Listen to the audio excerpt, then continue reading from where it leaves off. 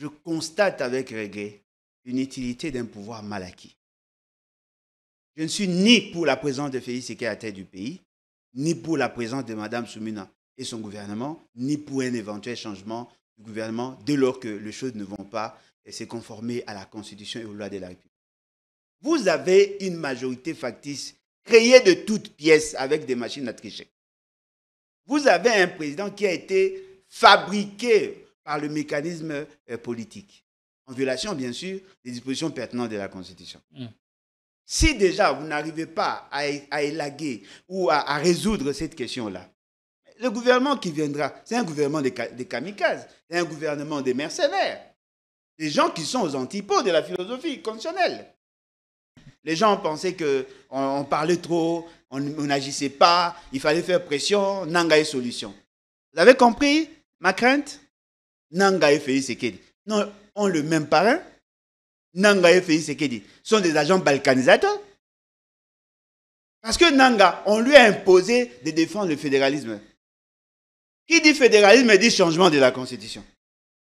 Les gens ont dit non, c'est grâce à Nanga qu'on n'aurait pas changé la Constitution. C'est faux. Nanga veut changer cette Constitution. Comme Félix Tshisekedi. C'est-à-dire qu'ils ont beaucoup de choses en commun. Ils servent le même maître. Tous sont au service du Rwanda. Tous, sans exception. Y compris Kabila. Bon, Kabila, je ne sais pas, parce que je dis jusque-là, il ne s'est pas prononcé ouvertement. Mais il peut avoir des tendances parce que sa présence là-bas soutient aussi, dans une certaine mesure, le combat des Nanga. Peut-être qu'il n'est pas formellement là-bas, mais implicitement, on peut se dire il est en train de soutenir Nanga parce qu'il a donné une caution à. Aurait-il peur de s'affirmer ou de s'afficher s'il était vraiment membre de ce mouvement rebelle? Bon, en tout cas, ce qui est vrai, si on doit rester rationnel, Kabila n'a aucune raison fondamentale à changer la Constitution aujourd'hui, sauf s'il a l'intention de briguer un autre mandat. Voyez-vous? Parce que la Constitution actuelle ne comporte qu'un seul nom. C'est son nom. Si on la change, il détruit plusieurs pages de son histoire. C'est-à-dire qu'il a toutes les raisons de soutenir cette Constitution. Tant que cette Constitution sera là, il sera l'un des plus grands présidents de la République. Bienvenue à Joa Place, bienvenue chez vous. Un cadre moderne et paisible pensé pour votre bien-être. Des appartements spacieux baignés de lumière conçus pour un confort absolu. Un salon convivial, une cuisine moderne et 3 chambres élégantes pour un quotidien serein. 2 salles de bain raffinées pensées pour votre confort et votre bien-être. Sécurité 24 heures sur 24, parking privé, buanderie, internet offert et électricité garantie jour et nuit grâce à notre générateur de secours de 180 kVA. À Joa Place, fini le coupure, place au confort. Chaque détail est pensé pour faire de votre appartement un véritable havre de paix. Joa Place au numéro 7, avenue Kassai, quartier GB Ngaliema, à 3 minutes du boulevard du 30 juin, près de Mino Congo. Contactez-nous au plus 243 816 033 128. N'attendez plus, faites de Joa Place votre nouveau chez vous. Dans le cadre de la préservation des acquis comme voulu par les présidents de la République, 2024 pour l'inspection générale de finances sera une année de renforcement de la lutte contre la corruption et les antivaleurs dans la gestion publique. Pour ce faire, ce service de contrôle supérieur a lancé 222 points de contrôle dans l'ensemble du territoire national. Cette énième vague de la patrouille financière s'annonce énorme. Les entités à surveiller sont la DGI, la DGRAD, la DGDA, avec les provinces de Kinshasa, de la Chopo, du Nord Kivu, du Congo central, du Haut-Katanga et du Lualaba. Aussi dans le lot du contrôle, 12 ministères sont concernés, 44 établissements et entreprises publiques, 7 provinces et 12 entités territoriales décentralisées et enfin la chaîne de la dépense publique. Les contrôles a priori, dit la patrouille financière, restent le mode par excellence du contrôle des finances publiques en RDC. Totikala Setseko Ndenali Puta na wax de Maman Moseka Letoko Maka légende na 3.5, 4.5, crypto 5,5 $, signature Yalibela et Tikali. Inoubliable avec Le wax de Maman Moseka.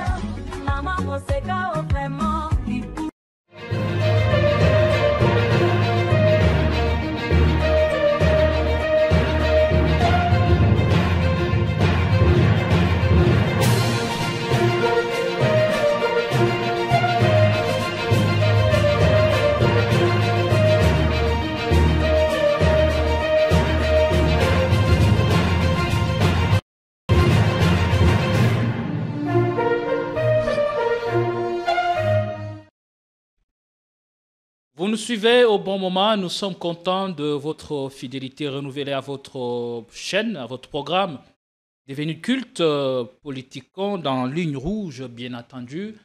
Nous allons, pour ce jour, essayer de relever les questions qui fâchent les véritables dessous des cartes quant à l'annonce d'un gouvernement resserré et d'ouverture, tel qu'annoncé par le chef de l'État, Félix Tshisekedi, lors de la dernière réunion du Conseil des ministres et au sein de la classe politique. Ça s'agite, ça se bouscule même dans certaines antichambres du pouvoir. Certaines indiscrétions laissent transparaître à quoi ressemblera la prochaine équipe gouvernementale qui aura pour principale mission de répondre au mieux aux enjeux actuels auxquels notre pays est confronté. Mais quelle aura la particularité de ce nouveau gouvernement alors que l'accord final à Doha n'est pas encore obtenu après les délais impartis pour les mesures de confiance entre la RDC et la CM23. La date est arrivée à son terme et il se pose toujours la question du respect de mesures d'engagement prises à Doha entre les deux parties. Est-ce Doha dans l'impasse ou dans le progrès en ce qui concerne les négociations de Doha? Il s'observe une certaine impasse, mais nous posons la question de savoir si ce sont véritablement des impasses ou des blocages inhérents à toute négociation complexe. On en parle et la principale question à ce sujet sera la chance véritable qui nous reste pour un retour durable à la paix dans la partie orientale de la République démocratique du Congo. Nous allons faire le tour d'horizon de l'actualité avec Alain Bolodjoa Iboula, président de l'EBAT. Merci de l'honneur, merci d'avoir répondu à notre invitation. Soyez les bienvenus. Merci à vous, en tout cas, merci beaucoup pour l'opportunité. Je remarque que de cheveux gris commencent à sortir de la tête. Est-ce le poids de l'âge ou signe de sagesse? Je ne sais pas si on doit juger les degrés de sagesse par rapport à la couleur des cheveux. Même les idiots peuvent en avoir. Mais ce qui est vrai, ça date. En tout cas, je l'ai découvert quand j'étais encore enfant. Ok. Alors, comment allez-vous tout d'abord? On est parti vite en Ouais, besogne. ça va. La santé, les parties se portent bien? Ma santé, ça va. Bien qu'on est dans le préparatif pour le mariage civil et religieux. C'est pour quand déjà? Le 13 septembre. Je voudrais répondre à cette exigence. Que ça fait plus de 25 ans que nous vivons en couple avec madame. Et ça fait plus de 15 ans que nous avons pu conclure le dossier avec la famille. Aujourd'hui, je m'engage à régulariser la situation ou sinon à légaliser la démarche au regard de certaines exigences. Je voudrais assez que l'on fasse plus vite. Donc, c'est donc une très très bonne nouvelle et nous pensons que nous y serons conviés. Oui, c'est probable, oui. C'est probable. Vous ne voulez pas légaliser ce qui doit l'être une fois aux affaires? Bon, l'intention n'est pas celle-là. Hein, vous savez, nous sommes africains. Dans ma conception, le vrai mariage, c'est le mariage coutumier. Et je ne vis pas seul. Je vis avec des gens dans la société. Donc, je dois aussi me conformer à certaines exigences. Je voudrais mettre à l'abri ma femme. Surtout. Alors, bonne chance. Alors, en ce qui concerne le préparatif de votre mariage civil. C'est pas facile, mais on s'y va quand même. Allez, merci beaucoup. Et j'avais une question de savoir, lorsque vous scrutez la vie de l'État, l'État dans lequel se trouve même notre pays, et ceux-là qui nous dirigent, particulièrement parlant du chef de l'État, Félix Tshisekedi, avant le pouvoir, maintenant, est-il resté le même ou il y a quelque chose qui a significativement changé? Bon, moi, je n'ai jamais considéré Félix Tshisekedi comme chef de l'État. Généralement, quand vous me posez des questions, que je me rends compte qu'effectivement, il fallait qu'on ait un chef de l'État, et fort malheureusement, dans l'esprit de la Constitution, la personne qui assume la fonction du président de la République doit effectivement être ce chef-là. Je considère que la fonction chef de l'État chez nous est une fonction morale.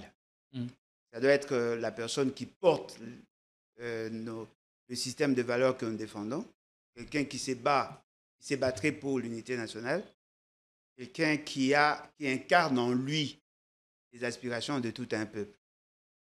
Et le président de la République, c'est une fonction qui est constituée par la volonté du constituant, c'est-à-dire c'est une réalité juridique, alors que de l'autre côté, je considère que l'État ou les chefs de l'État est une réalité morale et sociale. Depuis qu'il a accédé à la fonction du président de la République, fort malheureusement chef de l'État, bien que je ne crois pas assez, je constate qu'il y a effectivement une nette amélioration. Sur quel plan, justement? Sur le plan physique. Physiquement, Félix Tshisekedi a fourni beaucoup d'efforts pour apparaître plus discipliné sur le plan physique. C'est-à-dire, vous sentez qu'il a travaillé son corps. Il a aujourd'hui une taille acceptable comparativement à ce qu'il y avait avant. Et les gens me comprennent. Il s'entraîne au sport de plus en plus. Que physiquement, il apparaît plus discipliné. Et aussi, je constate que sur le plan privé, je constate qu'il y a une certaine stabilité en termes de moyens. Et je suis sûr et certain, même au niveau de sa famille, la famille de sa belle famille, il y a une certaine considération, d'autant plus que c'est lui qui devient le chef. Pourquoi il n'y a que ces aspects qui vous retiennent? Non, mais vous n'avez pas circonscrit la question. Je prends tout ce que moi je constate. Je constate effectivement que l'État s'est investi pour construire l'homme Tshisekedi. Et fort malheureusement, ce que je ne constate pas, c'est sa capacité à construire l'État. C'est vrai qu'il y a certaines actions qui attirent, vous, mais si vous confrontez ces actions-là par rapport à la norme, par rapport à l'exigence de gouvernance et de gestion, vous allez vous rendre compte que Félix Tshisekedi est toujours spécialisé dans le péché, dans l'application des actions qu'il tente de mener. Je vous prends juste un exemple. On nous dit ici que Félix Tshisekedi aurait participé dans la modernisation de mon université, l'Université pédagogique nationale. Mais si je vous dis que le projet date et que le financement ont toujours été là, avant qu'il ne soit là, et ce sont les Russes qui avaient promis de construire 2 bâtiments dans l'enclos de l'université pédagogique. Ça coïncide que c'est lui qui est là. Et vous, ceux qui ne connaissent pas l'histoire et ce qui s'est fait, applaudissent. Ce n'est pas son œuvre. Donc ça ne dépend nullement de ses efforts. Il a trouvé, parce que justement, nous sommes dans la continuité de l'action publique. Je prends les centres financiers. Les gens peuvent appeler. Les centres culturels, qui est sur le boulevard Triomphal. Les gens applaudissent, mais je sais, c'est Cheo Kitoun qui en est le concepteur. Mais ça a été fait pendant qu'il est là. Vous prenez les usines de traitement d'eau aux zones. deuxième usine, ce n'est pas lui qui a initié. C'est un projet de Matata. Mais ça a été... En fait, il a posé la première pierre. Les gens applaudissent. Ce n'est pas son œuvre. Vous prenez l'aéroport de Lualaba. Ce n'est pas Félix. C'est par contre Joseph Kabila qui avait lancé et avait fait le montage. Et pourquoi vous voulez les dissocier de tous ces ouvrages et de toutes ces réalisations accomplies sous son mandat, à partir du moment où vous, en tant qu'homme d'État, vous reconnaissez la continuité de l'État? Non, mais effectivement, voilà pourquoi j'ai dit il est apprécié pour ce qu'il n'a pas fait. Et vous, il y a des choses qui ont été faites avant lui, mais c'est lui qui récolte. C'est comme, je dirais, c'est comme moi, par exemple.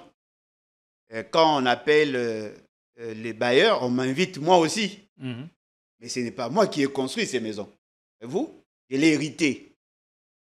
Alors, si on doit m'évaluer par rapport à ce que j'ai, attention, j'ai hérité. Ce ne sont pas mes œuvres à moi. C'est que moi, j'ai produit. C'est par exemple le fait d'avoir écrit un livre. C'est par exemple le fait d'avoir participé dans la rédaction de Pigna. C'est par exemple le fait d'avoir été chargé d'études et conseiller au ministère. C'est par exemple d'avoir été consultant pour la province de l'Équateur. Mais il n'a pas hérité que des actifs, mais aussi des passifs. Bien évidemment. Et ça, vous en parlez de moins en moins. Non, mais les passifs, c'est ce qui pèse en fait. Vous m'avez dit ce qu'il a pu faire. Je vous dis, il est souvent apprécié par ce qu'il n'a pas fait. Voyez-vous, par exemple, l'UDPS. C'est un parti créé par son père. Lui, il en a hérité. Mais si vous regardez maintenant ce que lui, il a pu initier, vous allez vous rendre compte qu'il a fauté. Il a commis beaucoup de bourdes. Dans tous les cas, ça ne l'exonère pas de la responsabilité du chef de l'État. Du président de la République, oui. Chef de l'État, il doit fournir beaucoup d'efforts. Mais ce qui est aussi vrai, c'est que il n'est pas nul dans l'absolu. Il a deux côtés positifs. Vous devez reconnaître aujourd'hui, quand je suis les questions me posées par ceux qui soutiennent Kabila ou Fayoulou, très souvent ils me posent la question, mais pourquoi on ne vous arrête pas? En sourdine, si c'était à notre époque, ce que tu dis, on allait t'arrêter. Mais lui, au moins, te laisse la liberté de ne pas être arrêté. Donc, quelque part, il n'est pas mauvais dans l'absolu. Il a certainement ses qualités. Mais cela ne sert pas trop à la vision du pays parce que si il avait la capacité ou la capacité de s'adapter au contexte de l'accession du pouvoir, mais aussi aux aspirations de la population, c'est lui qui devait en réalité être la période charnière entre la mauvaise gouvernance et la bonne. Or, malheureusement, il reste tamponné dans la mauvaise gouvernance. Voilà pourquoi il y a plus de détournements, il y a des enrichissements individualistes et insolents, et il y a les dysfonctionnements, et même il y a la résurgence de la guerre. Parce qu'il a posé des actes irréfléchis. La fonction l'a changé quand même. Oui, la fonction est en train de changer la personne. Mais la fonction ne permet pas, ou la personne ne permet pas à l'État d'optimiser ses chances par rapport à la mission dévolue à la fonction. Allez, ça c'est juste l'entrée en la matière avant de déballer le grand sujet, les menus. Comme je le disais tantôt, l'actu reste dominée par l'annonce d'un gouvernement resserré et d'ouverture. On va en parler avec vous. Pourquoi un gouvernement resserré d'ouverture avant la signature de l'accord final de Doha où les dialogues ont été attendus sous la médiation du tandem SECO-SCC? Bon, toutefois, reconnaissez que je suis mal placé pour répondre à cette question. Parce qu'en réalité, ça exige assez que l'on mette en exergue le vraie motivation. Mais nous pouvons tout de même spéculer par rapport à ce qu'il y a. Premièrement, Félix Tshisekedi est rattrapé par ses propres déclarations. Il vous souviendra, l'année passée, il avait annoncé l'avènement d'un nouveau gouvernement au mois de janvier. Et pourquoi? Parce que justement, il était dans une politique des CRE. Il tentait d'avoir des gens, justement, pour mener certaines actions en vue de l'aider d'avoir le vrai gouvernement. Madame Soumina n'a pas été choisie pour être la première ministre de Félix Tshisekedi. Celui qui est là n'en est pas un?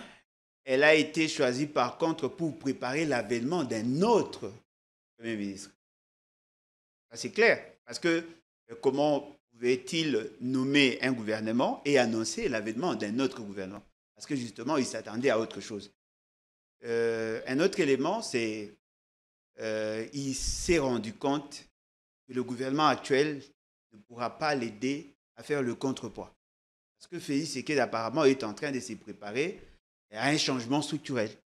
Il pense pouvoir aller négocier et cette négociation va conduire inéluctablement à l'avènement d'un gouvernement et ce gouvernement demandera à ce qu'il y ait un large consensus pour non seulement lui permettre de se maintenir au pouvoir avec des gens qui ont pignon sur rue, mais en même temps aussi essayer d'absorber la force de ceux qui sont de l'autre côté.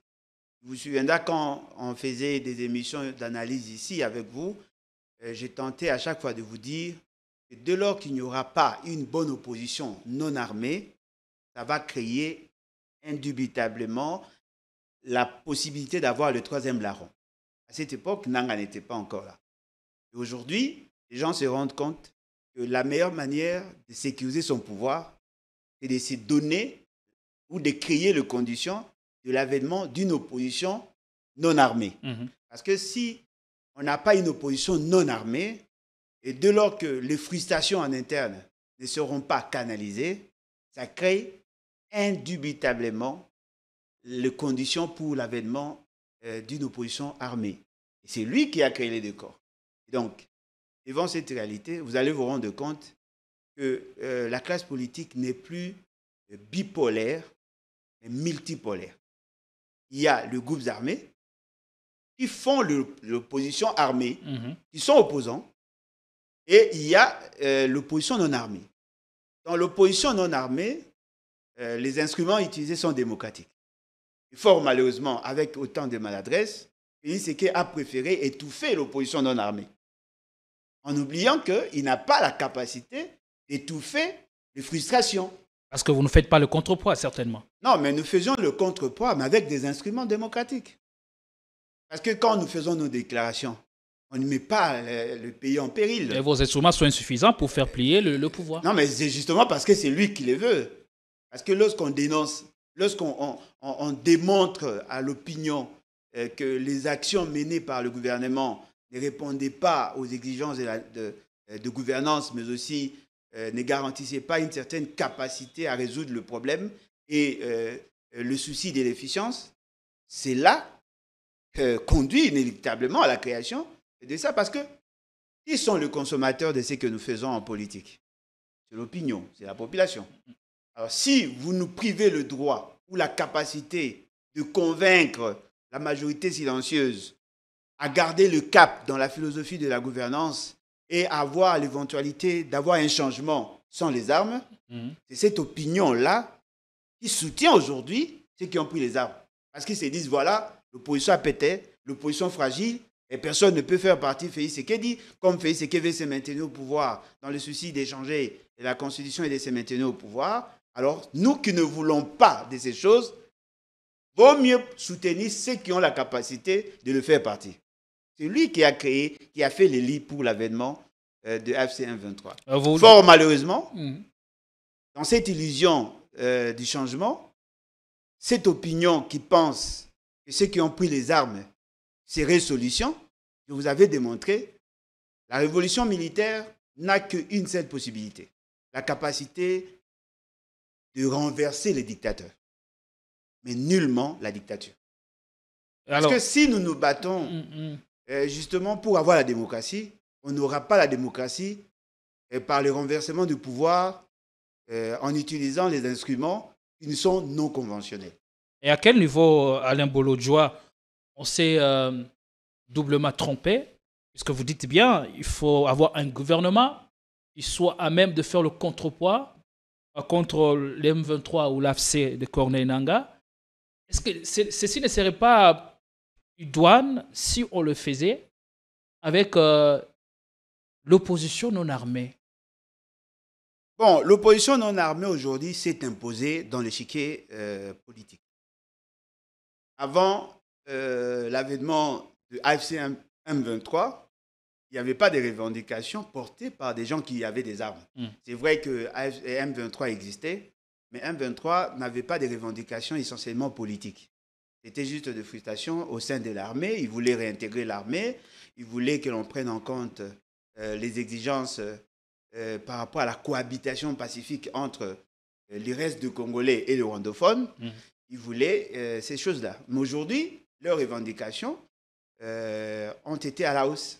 Justement parce qu'il y a une dimension essentiellement politique qui s'est ajoutée. Voilà pourquoi ils ont créé AFC M23. Ce qui est différent de M23. Avant, AFC M23 et M23 étaient constitués essentiellement de personnes qui ont pris les armes. Ils avaient une donne politique portée par Bertrand Bisimwa, mais ces aspects-là étaient plus secteurs. On voyait juste un groupe de gens qui revendiquaient un droit sans nécessairement penser aux aspects politiques de la gouvernance. Le fait seulement qu'ils se sont mutualisés. Ils ont créé AFC M23. Il y a les politiciens non armés au sein de cette plateforme. Okay. Voilà pourquoi vous trouvez, par exemple, Nanga et l'autre monsieur que j'oublie souvent son nom, ils sont là. Ils n'ont pas... la première intention n'est pas de prendre les armes. La première intention, c'est de faire pression au gouvernement actuel pour qu'ils essayent de revoir le mécanisme d'équilibrage de la société parce qu'ils considèrent que c'est qu'ils n'ayant pas été élus et ainsi de suite. Donc, ils sont dans ces postulats. Et c'est comme ça que ça fait qu'aujourd'hui, dans l'opinion, on ne peut pas prendre en compte les revendications parce qu'ils ont double moyen. Ils ont la capacité de dire, de parler politique, et ils ont la capacité de faire parler les armes. Voyez-vous ? Nous, de notre côté, nous restons dans la philosophie de la Constitution en dehors de l'article 64.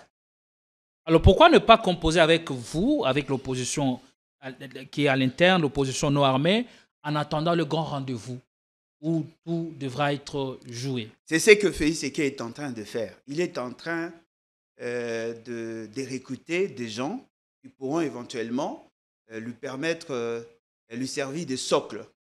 Vous, il veut avoir une base sociologique large. Parce qu'au départ, quand il constituait son union sacrée, il y avait effectivement des gens tels que Moïse Katumbi était là. Il avait Jean-Pierre Bemba. Ce qui lui manquait, c'était Fayulu. À l'époque, le M23 n'avait pas encore fait son apparition. L'M23 était M23, mais n'était pas encore AFC M23.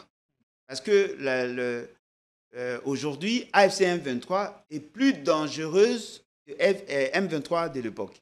Je vous ai dit ici, les revendications du M23 étaient marginales par rapport à la question de la gouvernance. Mais aujourd'hui, les ambitions sont à la hausse, donc naturellement, les choses ont évolué. Alors, il veut recruter. Pourquoi ? Comme je l'ai dit, c'est justement pour lui permettre d'avoir une base assez large en vue de l'aider à dire à l'opinion internationale non seulement qu'il est ouvert, mais il a la population derrière lui. C'est ça en fait. Il s'est dit, voilà, si j'ai Fayulu, eh ben, j'aurai une bonne partie. Et là, il s'appuie sur les forces en présence, sur le potentat, les camps. Les camps qui se sont constitués. Et il veut que tous ceux qui ne sont pas du FCM 23 soient derrière lui. Cette stratégie n'est pas bonne ni pour lui, ni pour la République. Parce que si on a deux tendances, eh ben, la majorité silencieuse ne va pas opter facilement à adhérer à sa vision. Parce que même si tout le monde aujourd'hui, de Kinshasa ou de la partie ouest ou la partie non occupée, adhérer à la vision de Félix Tshisekedi. Ça, c'est la politique et la société civile. Mais la majorité silencieuse n'a pas le même indicateur politique. Par exemple, ceux qui ils subissent les frustrations au niveau de leur service. Par exemple, vous prenez les agents qui sont sanctionnés du simple fait de parler swahili, ne vont pas se retrouver derrière. Il y a des cas comme ça qui sont recensés? Non, mais bien évidemment, il y a beaucoup de frustrations. Il y a des gens qui sont éjectés de leur fonction justement parce qu'on veut les remplacer par un homme de la tribu. Hein. Ça existe. Hein. Nous recevons de plaintes chaque jour pratiquement. Il y a de ceux qui sont envoyés en retraite anticipée, tout simplement parce qu'on veut créer une vacance pour permettre à ce que le nouveau riche accède au pouvoir. Ces gens-là existent. Il y a des gens qui sont arrêtés, qui sont en prison, juste parce qu'ils ont servi Kabila. Ces gens-là existent. Il y a de ceux qui n'ont pas la capacité de trouver de l'emploi, justement parce que l'espace est plus occupé par les membres du parti politique. Ces gens-là existent. Ceux qui ont un problème de disparité en termes d'investissement au niveau de province. Il y a beaucoup de cas de frustration. Cette majorité silencieuse n'a pas besoin de mon avis pour adhérer dans tel ou tel autre point. L'essentiel des Congolais sont contre le pouvoir. En tout cas, la majorité... Contre la gestion. Non, contre le pouvoir. Parce que le pouvoir n'arrive pas à répondre à leurs besoins. Ce qui fait que quand vous allez aux élections, sur les 45 millions d'enrôlés, il n'y a par exemple que 18 millions qui ont participé au vote. Pourquoi? Parce qu'ils n'ont plus confiance aux institutions. Justement parce que les institutions ne rassurent pas, n'arrivent pas à répondre aux besoins existentiels de leur société. Alors Félix Tshisekedi, de ces faits, tient donc à renforcer sa légitimité.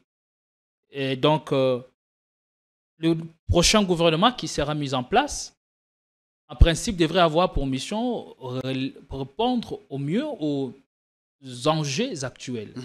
Face aux préoccupations pressantes de la population, le panier de la ménagère qui s'amenuise, l'incertitude qui gagne du terrain, on aura donc un gouvernement qui aura à passer à côté de ces objectifs. Non, mais bien évidemment, parce que les motivations, les motivations ne visent pas en réalité, les vraies motivations ne visent pas en réalité l'amélioration des conditions de vie. Les vraies motivations visent à comment se maintenir au pouvoir, soit jusqu'en 2028, soit au-delà. C'est ça la raison fondamentale. Parce que vous devez savoir que tel que nous sommes là, M. Félix Tshisekedi n'a pas l'intention d'améliorer les conditions de vie. Parce que si c'était ça l'intention, la question ne devait pas être celle-là. La question devait plutôt se baser sur les résultats de l'évaluation de la gouvernance passée. Parce que là, nous sommes dans la gouvernance, et pas dans n'importe quelle gouvernance, la gouvernance étatique. Vous confiez la mission à quelqu'un, mais après, vous faites l'évaluation. Voilà, madame, on vous avait confié une mission, celle de coordonner les actions gouvernementales. Où en sommes-nous? Qu'est-ce qui a été prévu? Qu'est-ce qui a été fait? Qu'est-ce qui n'a pas été fait et pour cause? En ce moment-là, on dégage les responsabilités sur base des écarts. C'est comme ça qu'on doit en réalité faire les choses. Parce que chez nous, par exemple, en économie, pour évaluer une action, on a ce qu'on appelle la méthode quantitative. C'est sur base des statistiques. Il faut dégager les écarts. Et c'est sur base de ces écarts que l'on peut apprécier la capacité de quelqu'un à mener les actions. Par exemple, on vous avait confié la mission de créer 6 millions d'emplois. Sur les 6 millions d'emplois, combien si on fait une ventilation de manière linéaire, il fallait en créer 1 million 200 chaque année. Combien avez-vous créé? Dans quel secteur? Vous faites la ventilation, on essaye de voir les écarts. En ce moment, on dira oui, vous avez été efficace. Ou si vous n'avez pas su créer des emplois la première année, mais du moins vous avez posé les jalons pour l'avènement de ces emplois-là. Qu'avez-vous fait? Quels sont les secteurs que vous avez ciblés? Quels sont les secteurs à forte capacité génératrice d'emplois? Et qu'est-ce que vous avez fait? En ce moment, on évalue. On avait dit, voilà, il fallait construire, par exemple, 2000 km de route. Combien avez-vous créé? En ce moment, on quantifie le problème et on quantifie les solutions éventuelles. Si on constate qu'il y a eu des failles, on s'est dit, voilà, comme il y a eu des failles, les failles ne sont pas dues à la coordination des actions, mais plutôt aux actions qui ont été menées par X ou Y. Alors, on doit déplacer tel pour les remplacer par tel en vue d'atteindre l'objectif. C'est ça la gouvernance. Et vous constatez, ceci n'a pas été fait. Et donc, pour le prochain gouvernement, pas grand-chose à espérer de résultats. M. Félix Tshisekedi, déjà par lui-même, n'a pas la capacité de mesurer le degré de la gouvernance. Par lui-même, de par lui-même. Il est entouré par des gens qui envient le poste, qui n'ont pas le souci de mener des actions dans le sens de solutionner le problème congolais. si le problème, il y a eu un problème de coordination et que vous laissez Mme Soumina. C'est elle qui chapeaute l'action gouvernementale. Fort malheureusement. Alors, qui sont ceux qui peuvent ne pas être là?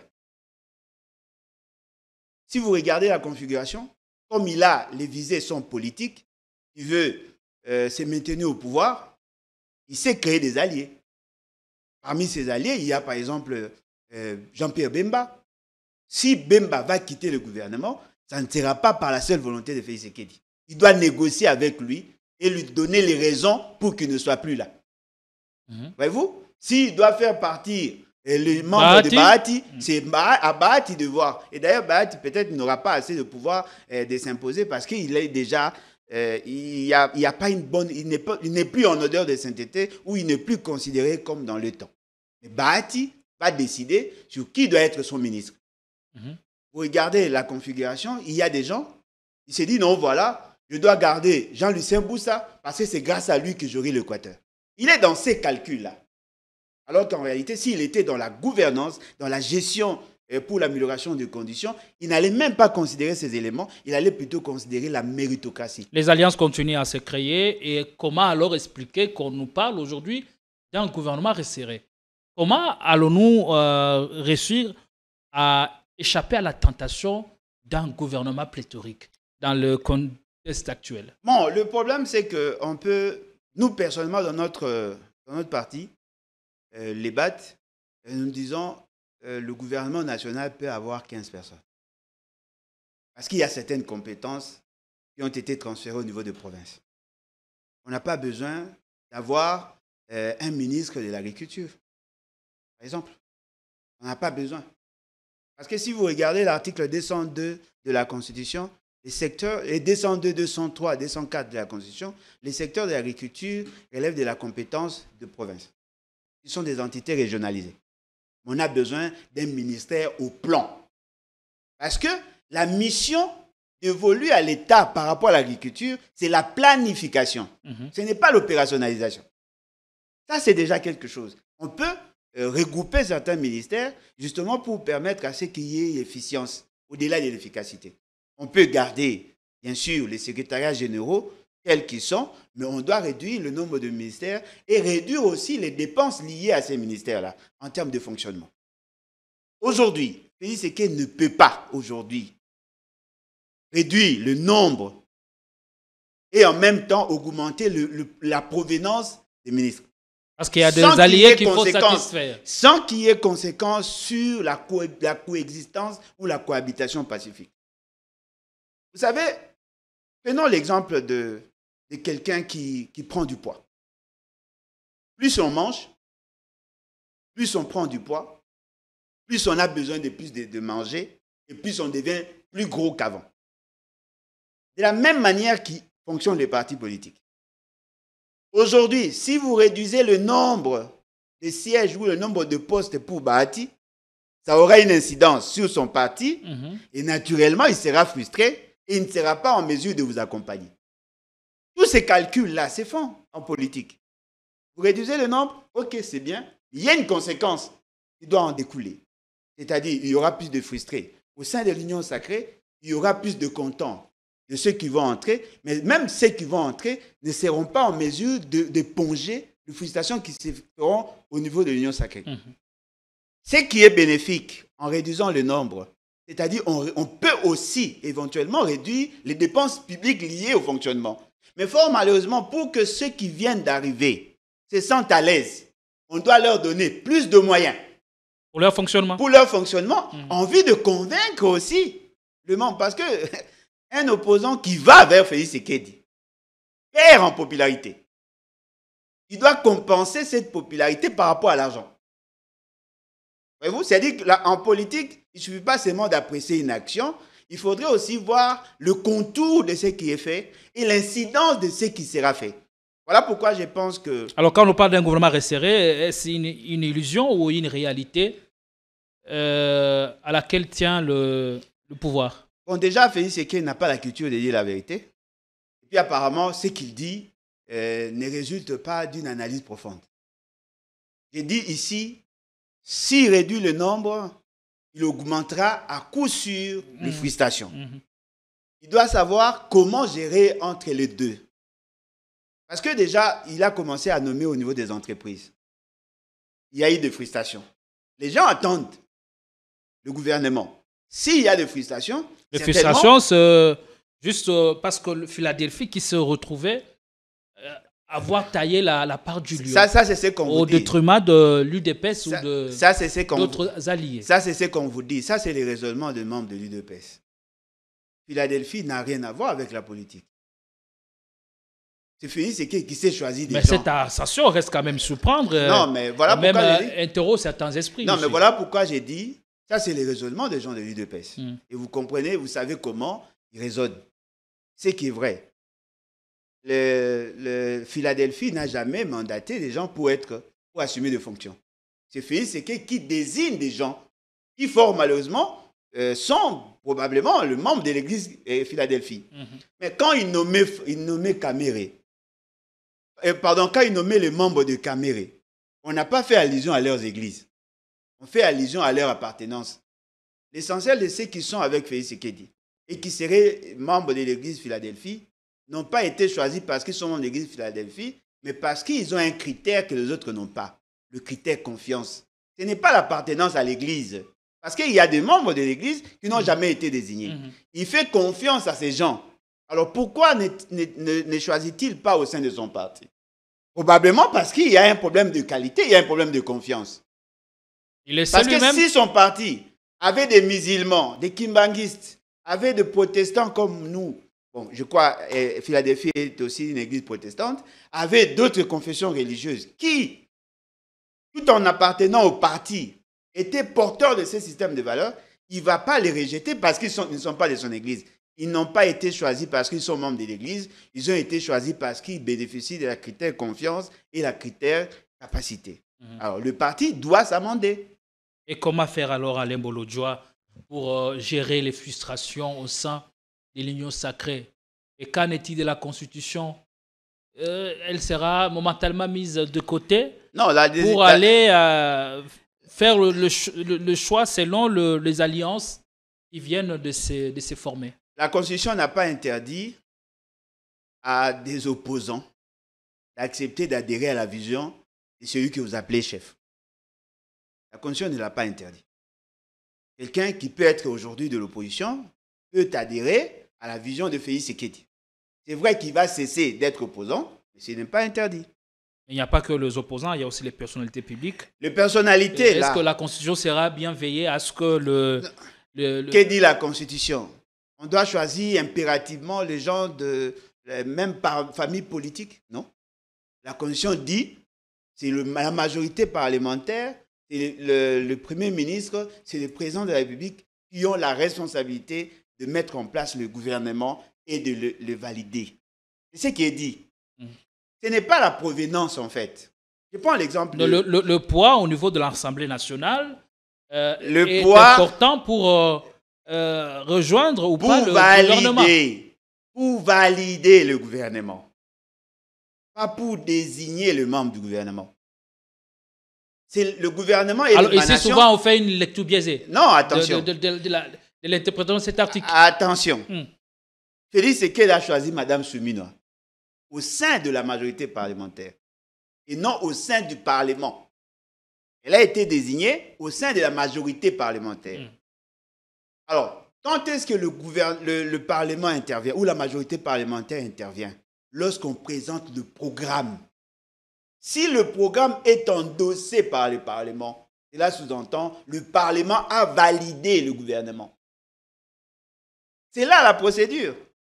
C'est à ce niveau-là. Vous vous rappelez la frustration au sein du camp Bahati, qui au regard du nombre de sièges qu'il a obtenus au sein de la chambre basse du Parlement, il ne s'est pas retrouvé proportionnellement au sein du gouvernement. Exactement, mais il a quand même validé. Parce que là, ce sont des frustrations dans un cadre privé. Mais par rapport à la Constitution, par rapport à la fonctionnalité de l'État, ce ne sont pas les frustrations de Bahati qui peuvent s'imposer. S'il n'avait pas voulu ces faits-là, il allait manifester au sein du Parlement. Okay. Parce que les tractations qu'il y a eu en dehors du Parlement n'engagent que le parti en conflit. Mais maintenant, pour que cela ait un caractère légal, ça doit se faire au niveau du Parlement. Est-ce que les députés de Bahati ont voté non à la validation du gouvernement? Je ne pense pas. C'est-à-dire qu'il a validé. Voyez-vous, il y a des frustrations, certes, mais légalement, c'est ça la démarche.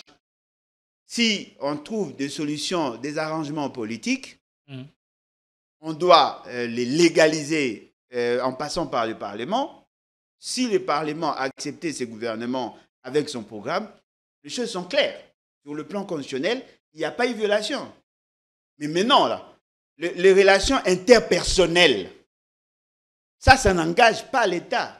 Parce que l'État ne verra pas si cette majorité était non.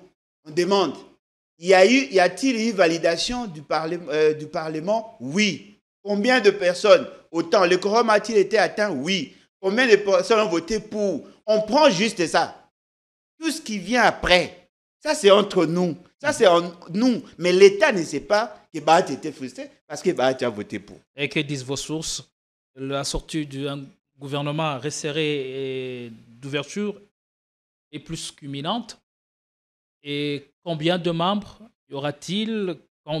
Combien qui seront reconduits? Et le nouveau entrant?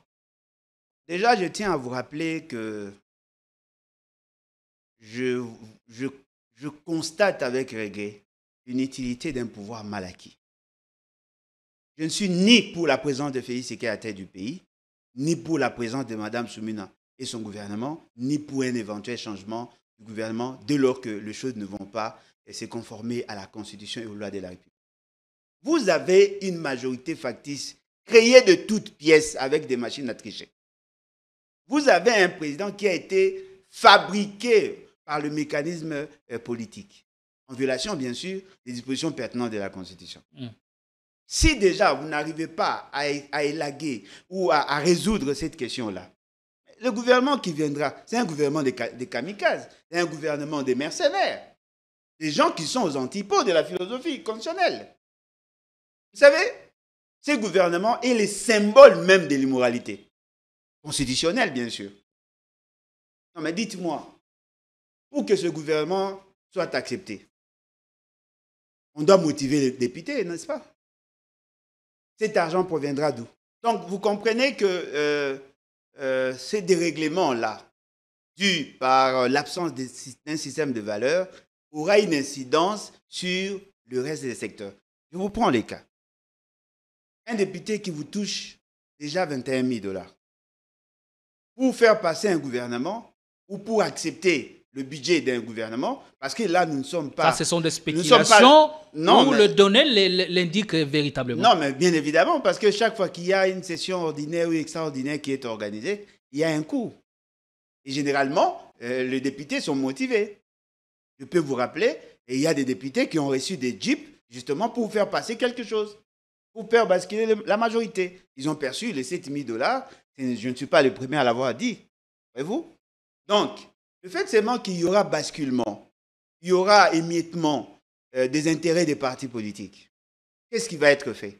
Ils vont négocier pour avoir des entreprises, avoir des mandataires publics dans d'autres structures, avoir des postes ministériels. Les partis vont s'organiser. Mais au-delà de tout, ce sont les chefs d'orchestre politiques pour légaliser. Ils auront droit aussi au chapitre. Les députés, ils auront droit aux enveloppes.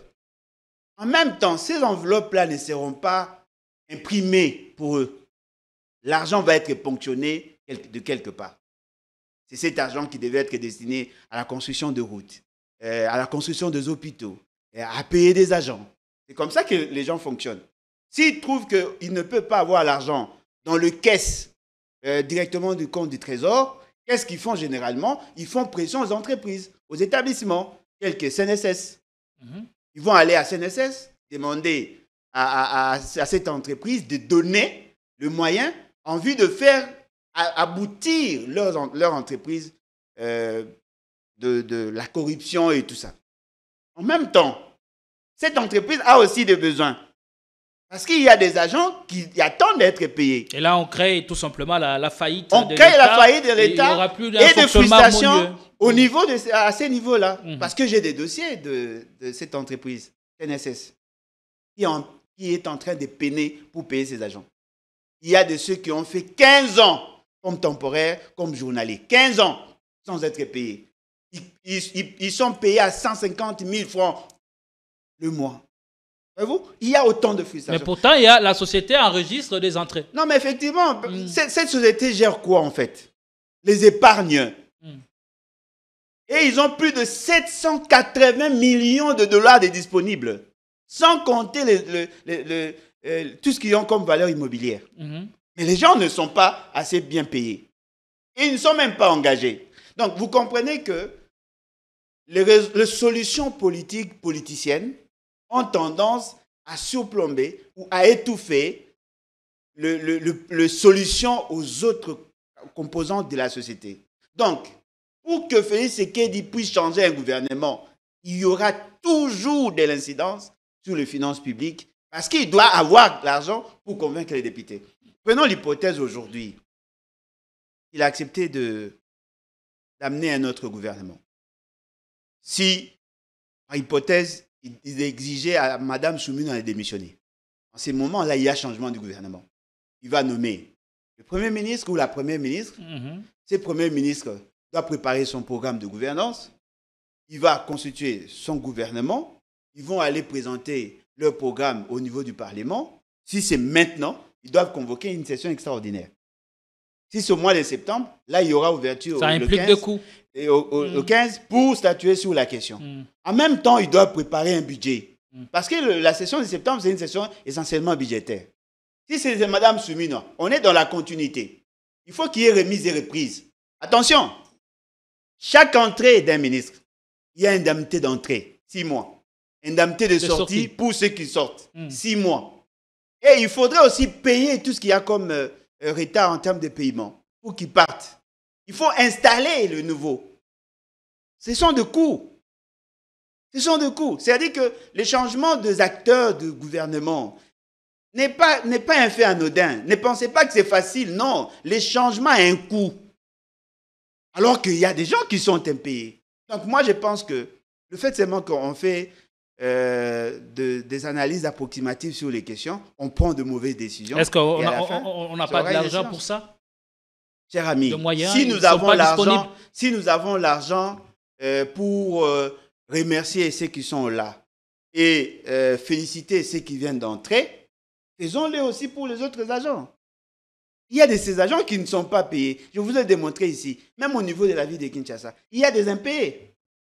Il y a des assemblées provinciales qui sont impayées. Il y a des ambassadeurs qui sont impayés. Il y a des militaires qui sont impayés. Les conseillers municipaux. Les conseillers municipaux, même pour l'organisation des élections, pour avoir le bourgmestre et le maire de ville. Là, il n'y a pas d'argent, mais il y en aura toujours pour ceux qui aident Félix Tshisekedi à violer la loi. Allez. Donc, c'est quand même décevant. On va prendre 2 minutes pour parler de cette question d'avenir. Je sais qu'Alain Bolodja parle toujours des questions d'éducation avec tout son cœur. Les élèves finalistes sont en train de passer leurs épreuves nationales. Un angle particulier où on ouvre un grand angle sur les finalistes qui passent leurs épreuves dans un environnement instable dans la province éducationnelle Nord Kivu 1.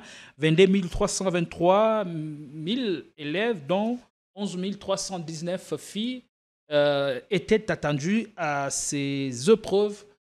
Alain Bolodja, vous êtes en clé à l'éducation, vous parlez toujours de ces questions d'éducation avec tout votre cœur. Quand même un geste à saluer au regard des efforts conjoints entre le gouvernement central et les nouvelles autorités de villes sous occupation pour permettre à ce que ces élèves passent leur examen de fin d'année. Bon, il n'y a rien de nouveau sous le soleil. Je me souviendrai toujours à l'époque de Kabila, même pendant que le pays était en partie assiégé, occupé, c'est l'État qui paye, et le fonctionnaire, je dirais tout le corps en fait, pas seulement les enseignants. Si aujourd'hui, on permettait à nos enfants de passer les examens d'État. Ah, c'est à saluer. Non, ce n'est pas à saluer. C'est normal. Ça a toujours été fait ainsi. Et je pense que c'est justement pour éviter à ce que ces enfants-là soient préjudiciés par rapport à leur cursus. Mais ce qui importe pour moi, ce n'est pas le fait qu'il y ait un nombre important des enfants qui passent leur examen d'État. Quelle est la finalité pédagogique? Qu'est-ce que nous recherchons en réalité? Et comme elle disait, qu'en est-il de leur préparation psychologique? Il vient de passer de sales moments, des moments un peu compliqués, où certains parmi eux ont perdu leurs êtres chers, leurs parents, et qui se retrouvent dans ces conditions. Est-ce que serait-il vraiment concentré à bien passer? Non, mais ceux qui ne seront pas prêts peuvent revenir l'année prochaine ou après 2 ans. Ce qui est important, c'est vrai que c'est nécessaire, c'est important de songer à la psychologie de l'enfant parce que si psychologiquement l'enfant n'est pas préparé, il peut être intelligent et échouer. Voyez-vous, nous savons comment, dans quel environnement les choses se font. Mais mon souci n'est pas là. Mon souci, c'est en termes de finalité. Apparemment, nous formons nos enfants juste pour avoir des diplômes. Eux sont ceux qui pensent à la qualité des enseignements. Vous savez, à notre époque, c'est vrai, on était formés, c'est vrai. Il y avait un souci de se conformer à l'exigence internationale, c'est vrai. Parce que même à notre époque, il y avait ces gens qui voulaient souhaiter étudier à l'étranger où le diplôme n'était pas homologué, n'était pas convenable par rapport au système d'enseignement des autres États. Qu'avons-nous fait? Aujourd'hui, même l'État lui-même ne désire pas consommer ses propres produits. Qu'est-ce que nous faisons de nos outputs du système d'enseignement? Aujourd'hui, l'État congolais se refuse d'engager ses propres produits parce qu'il sait qu'il y a un problème de qualité. L'approche pédagogique n'est pas quantitative, mais qualitative. Insistons sur la qualité. Pourquoi les gens ne veulent pas qu'on insiste sur la qualité? Vous parlez en termes de chiffres, en termes de nombres. Mais à la fin de ces études... Non, je parle de ce qui a été fait. Non, mais effectivement... Permettre à ces élèves de passer les examens, c'est une ça, c'est chose à saluer. Ça, c'est la quantité. Ça, c'est la quantité. Mais la finalité de l'action pédagogique n'est pas la quantité, mais la qualité. Voilà pourquoi j'ai dit, au lieu d'avoir une approche quantitative de la question de l'éducation, insistons sur la qualité. Parce qu'à la fin, ce sont ces enfants-là qui seront par quoi, demain... Non, mais justement par le programme, par le système d'enseignement, par la qualité de l'enseignant, par la rigueur dans l'enseignement. Moi, je suis un agrégé. J'ai été formé par une université pédagogique. J'ai été formé pour être enseignant. Je vous dis qu'il y a un problème. Parce que le système d'enseignement doit s'adapter à la vision que l'on s'est fait du développement. Même en termes d'orientation, seulement l'orientation. On ne sait même pas orienter nos enfants. Il y a ceux qui ont les aptitudes pour être des ingénieurs. Mais on les envoie à faire la littérature. Voyez-vous, c'est-à-dire que nous avons déjà un problème. OSP, c'est justement pour orienter. Mais dans nos écoles, il n'y en a pas. L'essentiel des enseignants qui dispensent les leçons au niveau de nos écoles n'ont pas des aptitudes psychopédagogiques. C'est-à-dire que l'enseignement devient un emploi de refuge. Vous avez été formé pour faire X travail, le fait seulement qu'il n'y a pas d'emploi, vous vous déversez en enseignement. Vous pouvez avoir la matière, mais vous n'avez pas la méthodologie. Ça fait qu'il y a un problème de qualité. Mais l'enseignement, c'est aussi un don avant qu'il ne soit une science. C'est une discipline, c'est un ensemble de disciplines, c'est une science. Parce que la pédagogie est une science. Une science hyper complexe. Mais c'est d'abord un art avant de devenir science. Non, ça, ce n'est pas ça. Parce que généralement, les gens pensent que l'enseignement, il suffit seulement de transmettre. Non, il y a des procédés, il y a des techniques. N'est pas enseignant qui le veut. On peut être formateur, mais pas enseignant. C'est-à-dire qu'il faudrait être initié. Parce que, vous savez, la psychologie nous sert à quoi? À observer. Mais la pédagogie nous sert à influencer. à influencer. Parce que quand un enseignant enseigne, un psychopédagogue enseigne, vous sentez qu'il a, les méthodes qu'il faut. Mais ici, chez nous, on vient, on parle, et puis on sort. Non, parce qu'il y a 3 dimensions que l'on recherche là, que l'on vise. La dimension cognitive, c'est donner l'information. Mais la dimension affective, c'est influencer l'enfant à s'associer, à vivre en société. La dimension conative, c'est de pousser l'enfant à s'approprier de la chose et à commencer à influencer sa vie. Il y a des procédés, il y a des techniques. Voilà, vous avez compris. Le savoir-vivre, le savoir-faire, le savoir-être, il ne suffit pas seulement d'avoir la connaissance, mais il faudrait avoir la méthodologie. Ça, c'est le domaine de prédilection de Alain Bolodja, mis à part l'économie, justement. Mais quand même, pour nous saluons quand même le geste, les efforts conjoints mis en place. Moi, je ne salue rien. Pourquoi on ne ferait-il pas, on le ferait pas de même avec le surcoût bancaire, la paye de fonctionnaires dans des zones sous-occupées? Et à ce sujet, Vital Kamerhe n'avait pas raison d'alerter. Bon, vous savez, les malheurs de Vital Kamerhe, il est tellement intelligent. Il a la capacité d'anticipation sur certaines questions, parce qu'il n'est pas un homme parfait, comme tout humain d'ailleurs. Son plus grand péché, c'est le fait d'avoir été en avance par rapport au degré de raisonnement de ses partenaires politiques. Cher ami, si l'État coupe le cordon ombilical avec son administration, c'est-à-dire quoi? On cède cette partie. Ah, mais voilà! Aux occupants. Ah, mais voilà! Le pays était occupé. Les pays n'étaient pas conquis. C'est-à-dire que nous étions en processus. Si vous coupez le cordon avec l'administration publique, ils n'ont de compte à rendre, ils n'auront plus de compte à vous rendre. Ils ont trouvé un nouveau maître. Si c'est vous qui continuez à payer, c'est-à-dire que vous gardez votre autorité sur la personne peut vous servir. Vous vous interdisez à payer les agents du fait que le pays est occupé. Maman Indombe. Il y a des occupants, non? Il y a des gens qui sévissent là. Mais pourquoi l'État continue-t-il à payer? Parce que justement, l'État veut garder son influence. Cette position avait valu tant de rafales à Vital Kamerhe à l'époque. Voilà pourquoi j'ai dit Kamerhe est trop intelligent pour s'associer à des gens comme les membres de l'UDPS. Je suis désolé de vous le dire. Et comment fait-il pour supporter tout le... Non, mais justement parce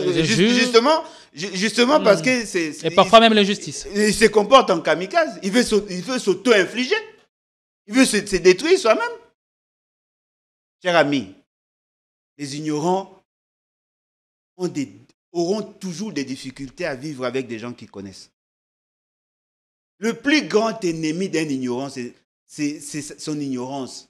Mais si vous avez un certain degré de lumière et que vous habitez avec un inculte, même si vous prenez de bonnes décisions pour lui, voilà pourquoi même dans le projet, lorsque vous voulez initier un projet, même en faveur de la population, on procède toujours par la sensibilisation et on doit expliquer aux gens le bien fondé. Nous avons initié des projets avec... financé par FAO et tout ça, la Banque mondiale. Vous arrivez dans un coin, vous voulez apporter solution à leurs problèmes. Ils vous attaquent. Et ils vous considèrent comme... Parce qu'ils ne comprendront jamais. Essayez de vous imaginer, vous vous déplacez pour aller vacciner les poules. Il vous dit non, pour lui, ça ne peut jamais ça inexplicable. Et pourtant, il y a eu un taux élevé de mortalité.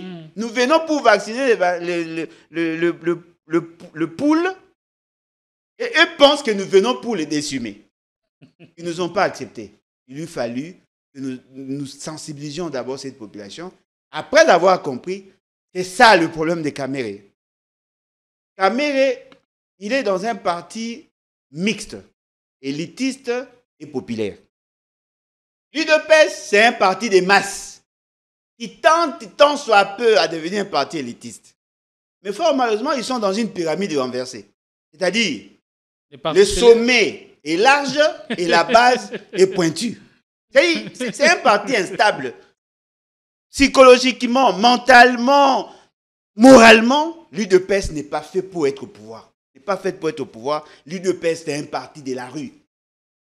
Alors, comment voulez-vous coexister avec des gens comme ça? Ils demandent à à ses partenaires de privilégier les dialogues. On l'attaque. Mais aujourd'hui, il dialogue. Voyez-vous? Parce qu'il était en avance. C'est-à-dire, moi, je pense que, loin de moi l'idée de vouloir être avec lui, mais je pense que Camille ne mérite pas. Il a eu tort d'avoir raison. Fort malheureusement. Fort malheureusement. Allez, nous allons chuter. Est-ce que Alebolo Joa Kinshasa ne serait-elle pas en train de préparer les lits de la balkanisation dans la mesure où les projets que Kinshasa a portés il y a quelques mois est presque le même avec celui de FCM 23 qui ne jure que sur un Congo fédéral. Il y a quelques mois, on avait suivi l'annonce de certains responsables du M23 parlant même d'un Congo oriental. Aujourd'hui, on a besoin, il ne s'en cache plus, on parle d'un État fédéral. Et au regard de tout ce qui est en train d'être fait, de mesures de confiance qui n'ont pas été respectées, on ne sait plus si nous naviguons à vue où il y a une certaine lueur d'espoir. Est-ce que ne sommes-nous pas en train de préparer quelque chose dont nous risquons de regretter les conséquences plus tard? Fort malheureusement, oui. Fort malheureusement. Je crois que nous l'avons déjà dit. Il n'y a rien de nouveau, nous l'avons déjà dit. Que ce soit M. Félix Tshisekedi, que ce soit Nanga, et éventuellement Kabila, bien que personnellement, moi, je n'ai pas vu les signes prouvant formellement qu'il soit derrière le M23. Mais il est quand même dans l'espace là. Et si je comprends, si j'essaie d'analyser, Kabila est là justement parce que certainement qu'il a un problème de passeport. Il est là justement pour se protéger. Depuis on l'annonce à Abidjan, même si cela n'est pas encore confirmé par le clan Kabila. Oui, il a certainement un problème de passeport et il n'avait pas d'autre endroit que d'être là. Si l'environnement n'était pas malsain, il pouvait être ici. Il a certainement un problème de passeport, voilà pourquoi il est là. Mais en ce qui concerne Nanga, Nanga n'est pas le décideur de AFCM 23. Nanga a trouvé un débat qui existait. Et je vous ai dit, les ambitions se sont accrues, justement parce qu'il y a plusieurs intervenants. Vous savez pourquoi Nanga soutient-il l'idée de fédéralisme? Parce que justement, l'essentiel de ses parrains, de ceux qui soutiennent son combat, c'est ce qu'ils veulent. Moïse Katumbi a toujours soutenu le fédéralisme. À l'époque où il était gouverneur du Katanga. Il a toujours soutenu Est-ce que c'est le cas aujourd'hui? Parce qu'il s'aligne derrière la vision de Moïse Tshombe. Je ne sais pas si le parti qu'avait créé M. Nanga prônait aussi pour le fédéralisme. L'État n'a pas encore les infrastructures nécessaires ou les structures nécessaires pour prôner sur le fédéralisme. Ça, c'est une évidence. Tous ceux qui ont tendance à aller dans ce sens-là prêchent pour la chapelle de ceux qui veulent voir ces pays être effectivement balkanisés. Mais pour la population n'a pas besoin de savoir si nous sommes dans un État unitaire fortement décentralisé ou dans le fédéralisme. La population a besoin de la bonne gouvernance. Alors, qu'est-ce qu'ils font? Ils disent à la population que si vous avez des problèmes aujourd'hui, parce que nous sommes dans l'unitarisme. Non, c'est faux. La population est donc manipulée. L'unitarisme que nous avons aujourd'hui, c'est un unitarisme mixé. C'est-à-dire qu'il y a des vertus du fédéralisme dans notre fonctionnement. Mais personne ne veut respecter la Constitution. Chers amis, si on donnait 40% aux provinces, si on mettait en place la caisse de péréquation, si on laissait la latitude aux provinces de s'auto-gérer telle que le veut la Constitution, on n'allait pas avoir... La dernière fois, vous avez dit que les provinces ne donnent pas, mais elles retiennent le 40%. Non, mais c'est ça le principe. C'est-à-dire qu'il n'y a pas de rétrocession en soi dans les textes. Ça, c'est dans la pratique. Mais les gens ne veulent pas respecter. On centralise tout. On veut tout avoir. On s'ingère sur des questions qui touchent à la gestion de province. un gouverneur qui est une entité, qui est une personnalité politique, fait une déclaration, il est sanctionné par un parti politique. Le problème, ce n'est pas la forme de l'État, mais dans l'agir. C'est dans la gestion. Parce que si on avait appliqué le régime que nous avons là, si nous avons la forme de l'État que nous avons là, si on l'avait appliqué, on allait avoir des résultats escomptés. Parce que qu'est-ce qu'il y a de différent avec le fédéralisme? On élargit juste l'autonomie politique des entités. Mais en matière de gestion, il y aura le même retombé.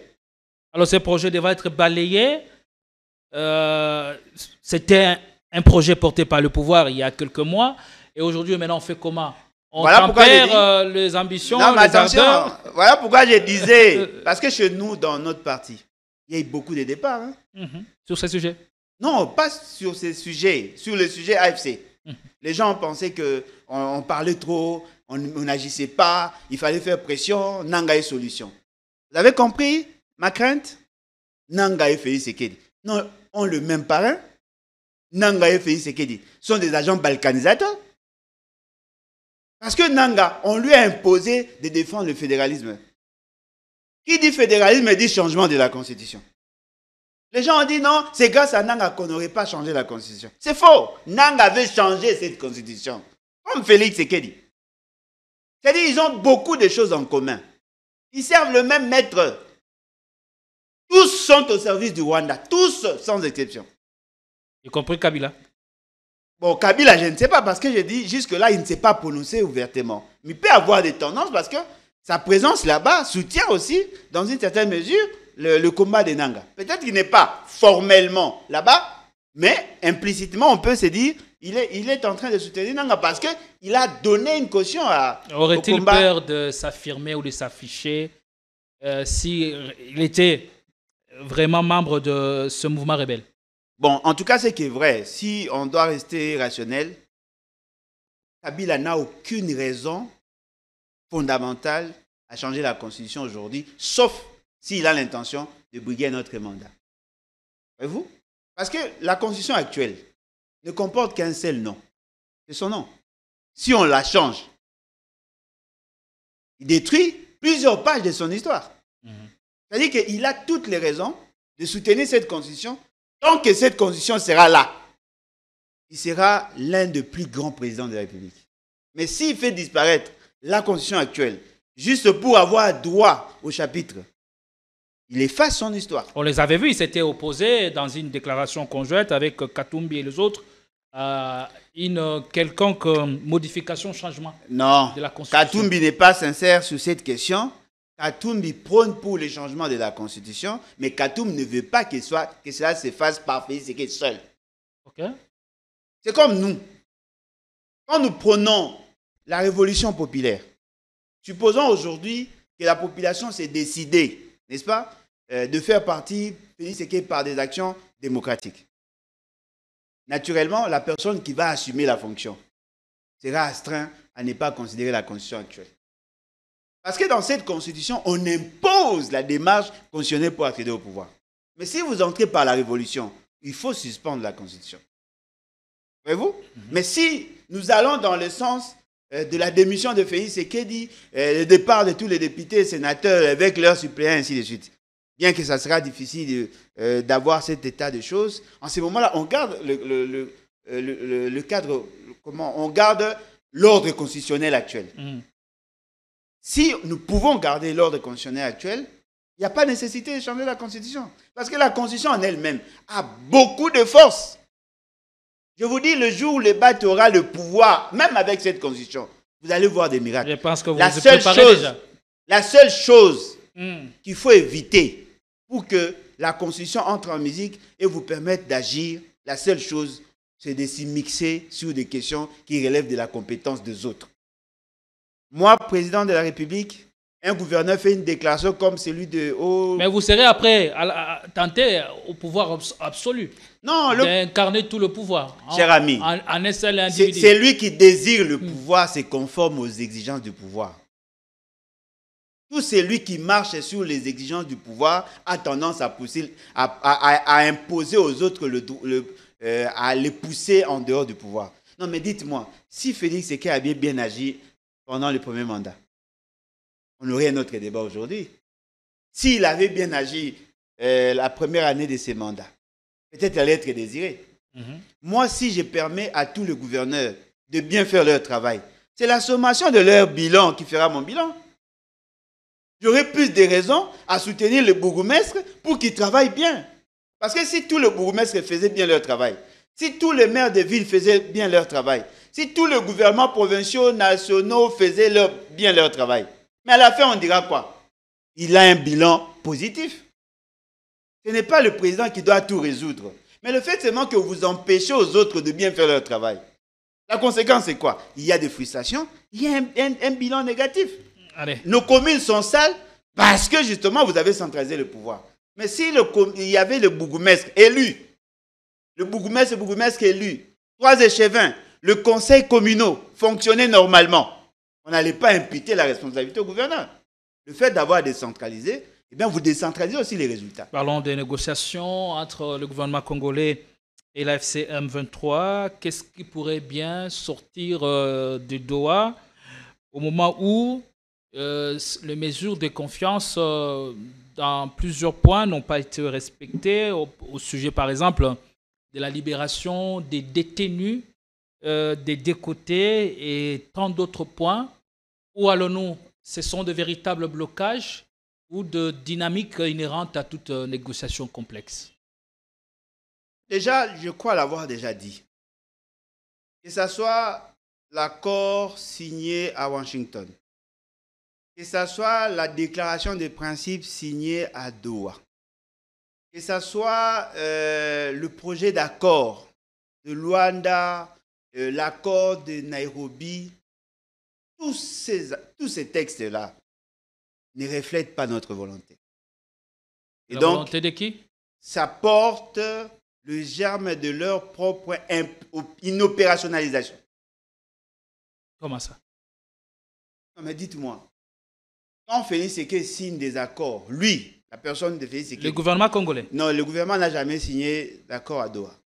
Quand Félix Tshisekedi lui-même signe des accords contre nature en violation de notre constitution, posez-vous la question, comment arrivera-t-il à réconcilier ces accords et les dispositions pertinentes de notre constitution?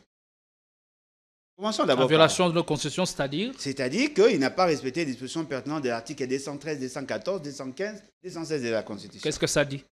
Mais vous pouvez lire. Cher ami, quelle est la nature de cet accord? On parle d'un accord de paix pour sortir de l'auberge. Non, mais accord de paix, ça relève, c'est traité par les dispositions pertinentes de l'article 214. Si vous parlez de l'accord de paix, il faudrait qu'il y ait une loi. Il faudrait qu'il y ait des instruments de ratification. Mais ce qui est surprenant, dans l'accord, cet accord devait être entré en vigueur 7 jours après la signature. Pardon, l'accord entrait en vigueur le jour de la signature, mais il y avait des actions qui étaient prévues 7 jours après la signature. Alors dites-moi, on va appliquer quoi? L'accord ou la Constitution? Parce que c'est lui qui prétend avoir signé.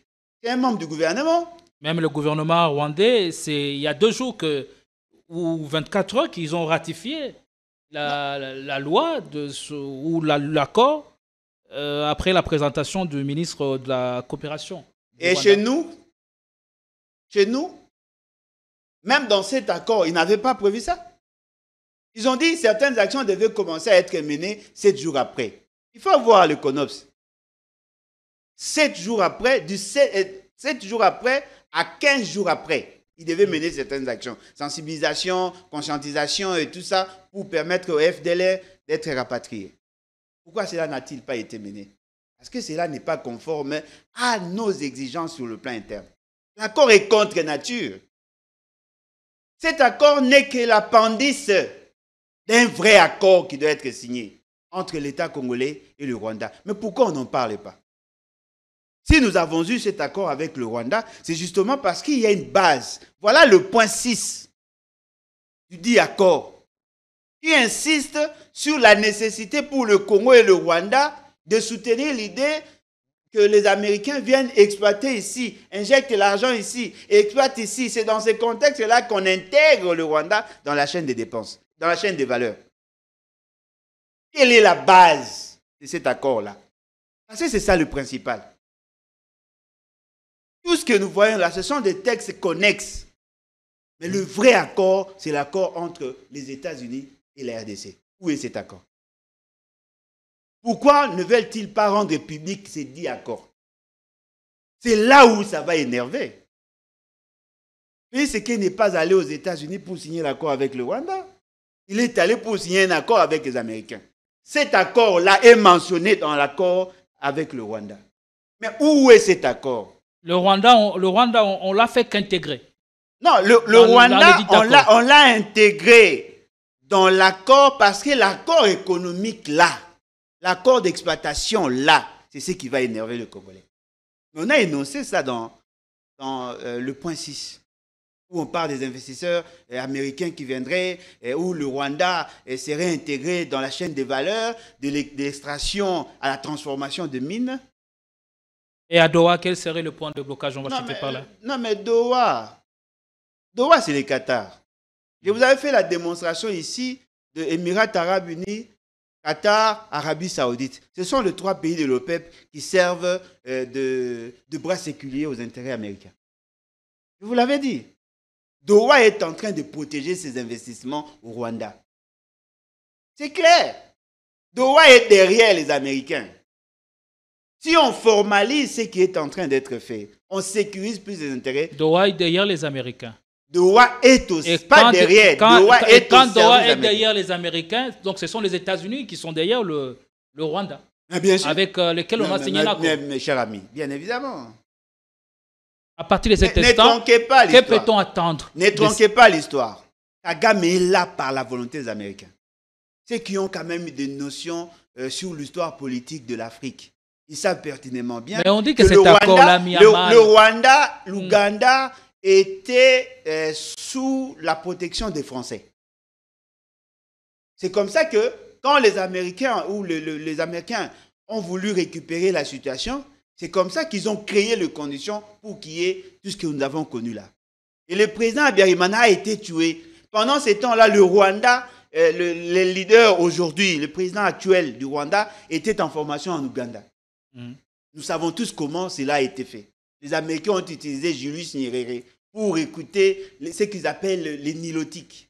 Ils ont été formés, ils ont été déployés, ils ont créé les conditions. Même pendant que Mobutu cherchait à avoir l'accompagnement des Nations Unies pour créer une mission comme on a créé avec la MONUC, les Américains ont refusé. À cette époque, on comptait sur le Français, le président Mitterrand. De 1994 à nos jours, les États-Unis n'ont jamais lâché. Cher ami, l'essentiel des exploitations profite à quelles entreprises? Posez la question à M. Félix Tshisekedi. Il avait l'intention de porter plainte contre certaines entreprises, non? L'essentiel des entreprises sont des entreprises américaines. Ce sont ces entreprises qui ont fait de Trump président de la République. Ce sont ces entreprises qui soutiennent le Rwanda. Alors, vous comprenez qu'il y a un jeu qui se joue, mais fort malheureusement, la population ne veut pas prendre à bras le corps la question. Moi, je pense humblement. Ceux qui veulent les changements doivent tout faire pour envoyer Félix Tshisekedi en retraite anticipée. Au-delà de tout ce que vous pouvez avoir comme prétention, comme intention, je vous dis, tant que Félix Tshisekedi sera là, il n'y aura pas de solution. Allez. Voilà pourquoi j'ai dit, je ne suis pas pour la signature de tous ces accords. Mais fort malheureusement, nous avons en face de nous une puissance et il n'y a que le peuple qui peut la défier. Allez, on va finir pour aujourd'hui. Merci de votre temps, de votre disponibilité. Affaire Kaboula, je ne sais pas, vous en savez quelque chose? J'en ai parlé. Un gouverneur victime, le fait de n'avoir pas accepté d'insulter un ancien président, et il va être sanctionné pour ça. Et on prend une décision sans la prendre pour le suspendre. Qui a donné à un vice-premier ministre, ministre de l'Intérieur, le pouvoir de suspendre un gouverneur? Donnez-moi la disposition, on va lire ensemble. J'apprends qu'il serait à résidence surveillée à Kinshasa. Non, mais oui, mais sur base de quoi? Quels sont les faits? Quels sont les faits? Et sur base de quel texte? Je ne suis pas d'accord. Il est membre de l'Union sacrée. Il a soutenu les antivaleurs. Mais ça ne me donne pas le droit à vous de prendre des décisions contre la Constitution. Dans le Donnez-nous carotte une seule disposition de la Constitution qui conférerait le pouvoir au ministre de l'Intérieur de sanctionner un gouverneur. Les carottes sont cuites pour lui ou il peut revenir à son poste de gouverneur? Bon, ils ont le pouvoir politique de le faire, bien que ce pouvoir n'a pas une base constitutionnelle. Vous savez comment le pays fonctionne. Fort malheureusement. Allez, merci, on est arrivé à la fin. Merci d'être resté scotché jusqu'à la fin de cette émission. Merci de commenter, liker, partager ou même faites abonner à ceux qui ne sont pas encore abonnés à notre chaîne. Merci de votre force. Tout à l'heure.